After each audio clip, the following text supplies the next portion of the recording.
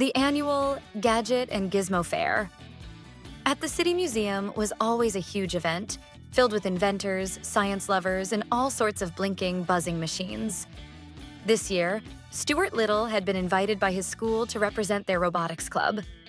Naturally, Stuart polished his tiny red car, tightened his helmet strap, and zipped toward the museum, completely unaware that he was about to face one of the wildest mechanical mishaps of his life. Inside the museum hall, colorful robots, flying drones, and micromechanical gadgets sparkled under bright lights. Stuart's eyes widened with excitement as he moved from one table to another. Then, at the corner of the hall, he spotted something that instantly grabbed his attention. A shiny silver robot hamster, no bigger than himself. A tall scientist with round glasses stood beside it.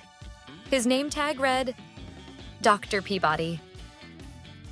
With a proud smile, Dr. Peabody said, "This is my latest creation, the ITS Hambot 3000. A fully autonomous robot hamster that can navigate, clean, and perform small tasks all on its own."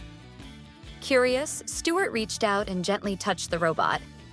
But the moment his tiny finger brushed its surface, the hamster's LED eyes turned a glowing red. Beep. Warning. Escape mode activated. Stuart blinked. Uh-oh. That doesn't sound good. Before anyone could react, the robot hamster jumped off the table and zoomed across the hall.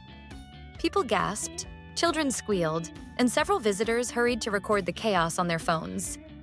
The Hambot zipped around like a tiny rocket, knocking over paper cups, tearing through decorations, and scattering napkins everywhere.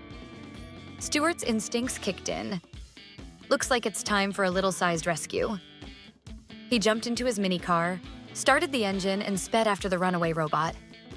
The chase turned the museum into a scene straight out of an action film Hambot shot under tables, leaped over cables, skidded past exhibits, and finally dove straight into an air vent.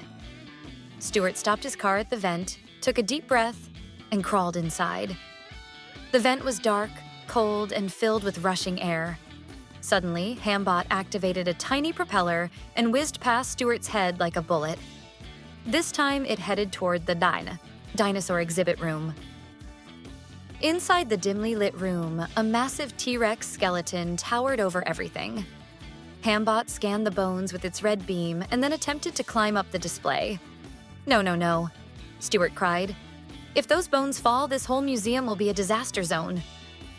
Without hesitation, he raced up the base of the display, timed his jump perfectly, and leaped right onto the robot hamster.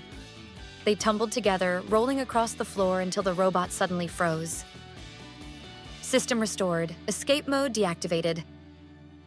Dr. Peabody arrived out of breath. "Stuart, you saved the entire exhibit." He pinned a tiny, mini Medal of Bravery on Stuart's jacket. Visitors applauded.